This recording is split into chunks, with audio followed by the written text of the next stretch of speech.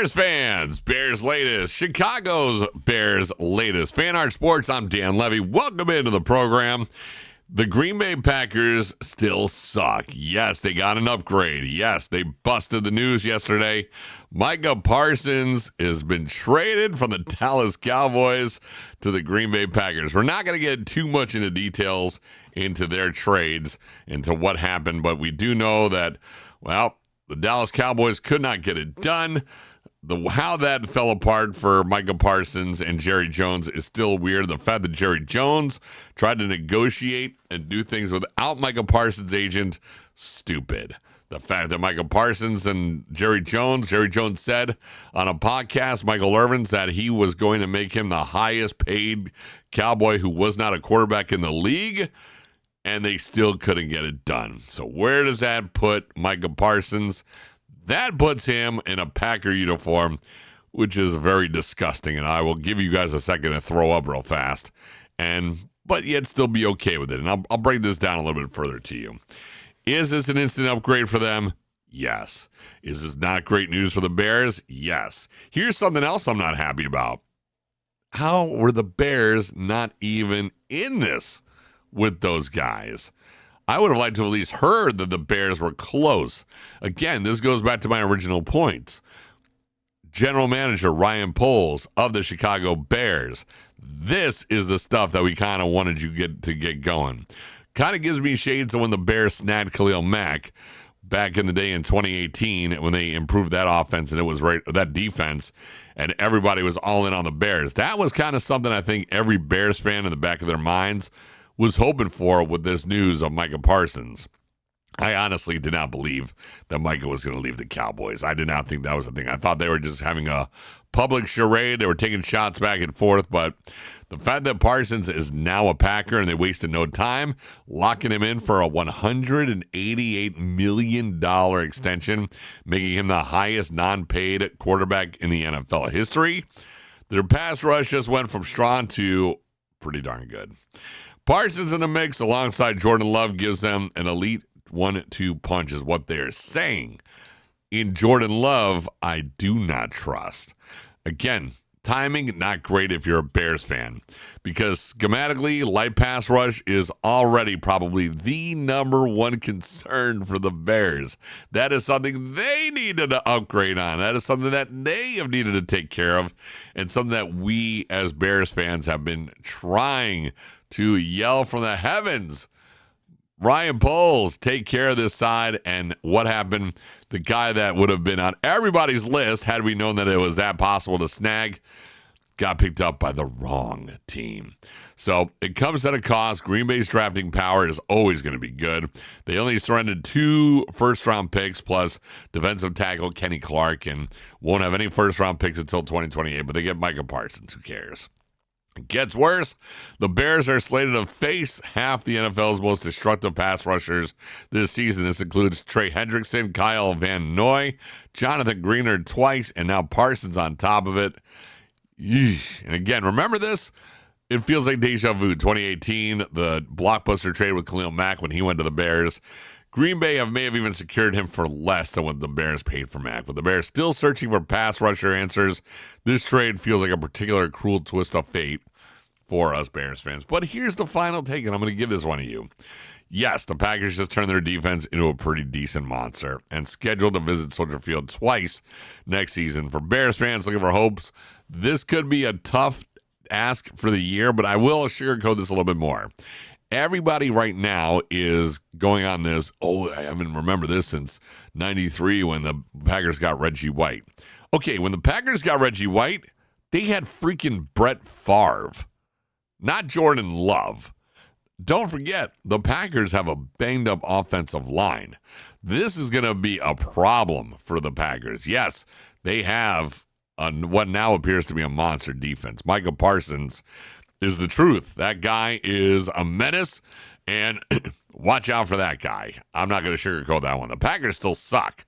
They blow, but this is a pretty decent power that they picked up. But Jordan Love is not Brett Favre. Jordan Love is not Aaron Rodgers.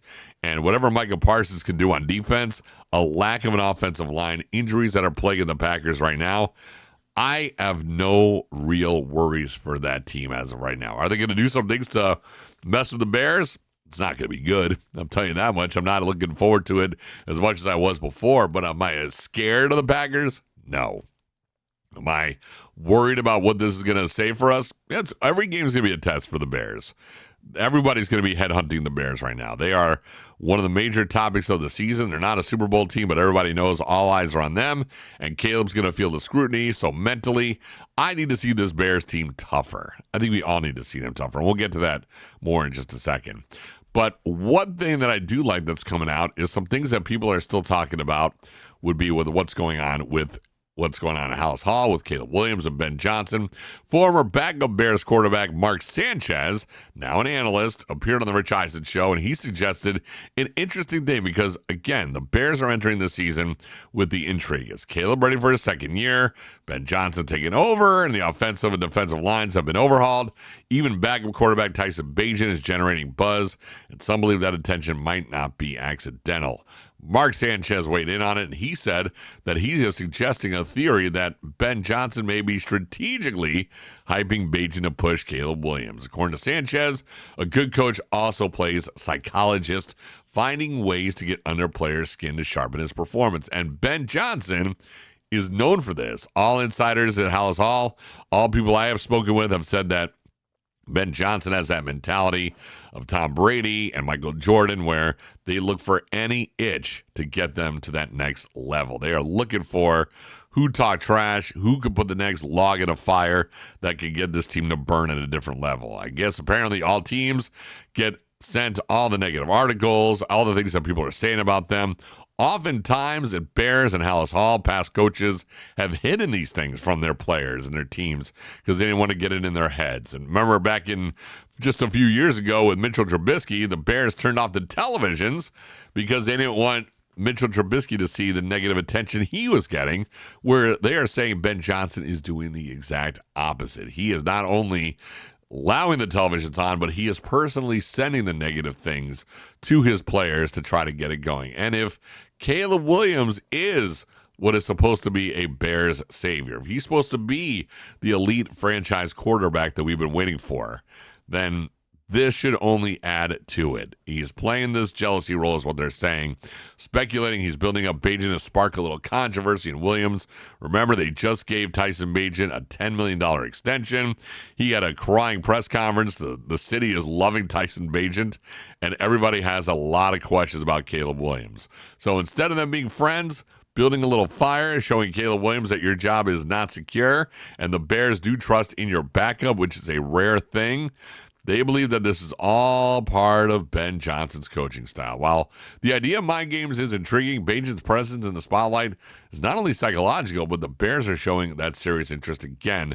They gave him $10 million as an added, we trust in you as well. Bottom line, Ben Johnson may be blending motivation with roster management, but Bagent's status is real. Whether it's psychological warfare or simply belief in a talent. Number two, the Bears have created one of the NFL's most fascinating quarterback dynamics heading into the offseason. I do not believe in Tyson Bagent. I like the guy. He seems like a cool dude.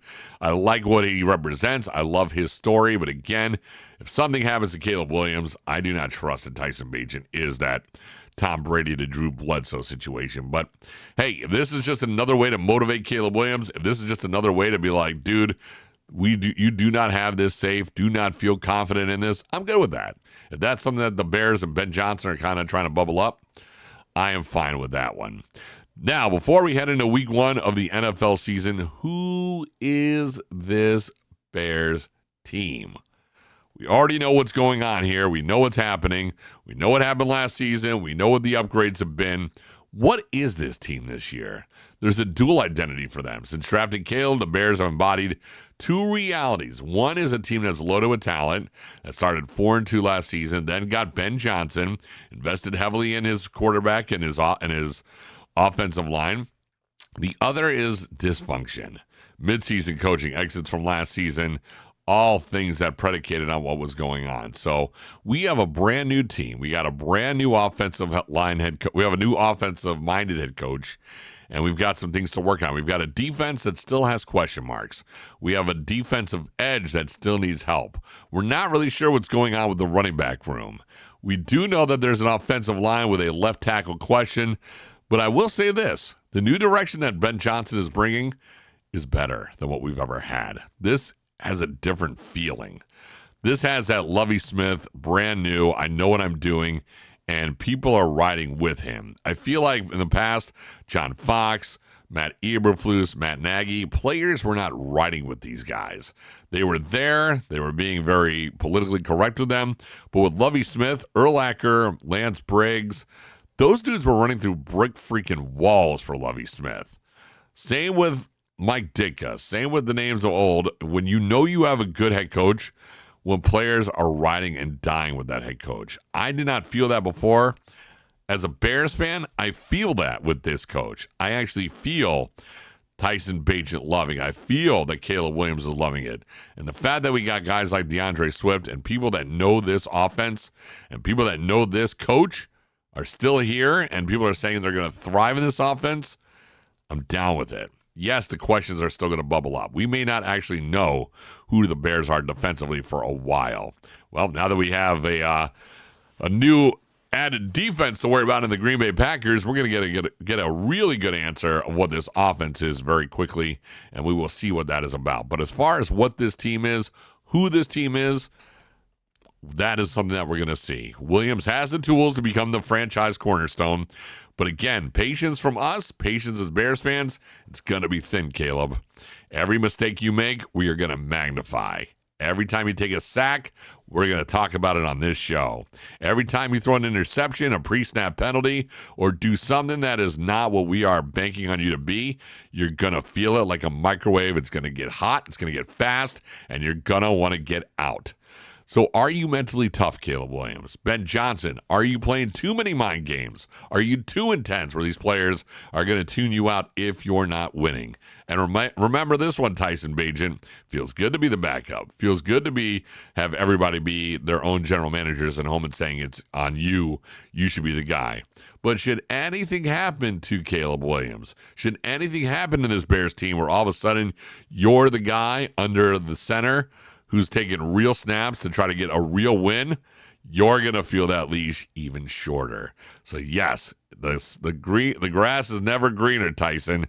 If you get underneath there and for some reason if Caleb is hurt or they don't trust him anymore and it's on you, let me tell you this, that noose gets really tight really freaking fast. And what also gets tight is my patience for the Green Bay Packers.